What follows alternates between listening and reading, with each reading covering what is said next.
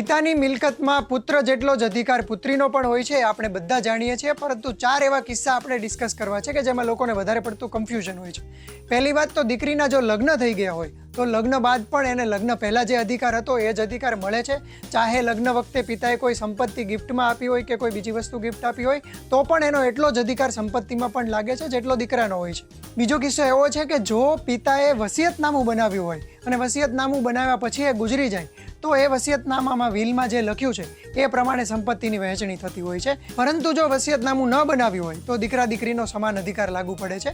ત્રીજી વસ્તુ કે જો દીકરી ગુજરી જાય અને પિતા જીવતા હોય તો એ દીકરીના પુત્ર કે પુત્રીનો અધિકાર લાગુ પડે છે. એક કિસ્સો એવો છે જેમાં દીકરીને પિતાની સંપત્તિમાં હક ન લાગુ પડે. આ કિસ્સો એવો છે કે જો પિતાએ પોતે જ એની સંપત્તિમાંથી દીકરીને બાકાત કરી હોય અને વસિયતનામામાં લખીને ગયા હોય કે મારા દીકરા કે દીકરીને આ સંપત્તિમાંથી હું બાકાત કરું છું, તો આવા કિસ્સામાં એનો અધિકાર લાગુ પડતો નથી.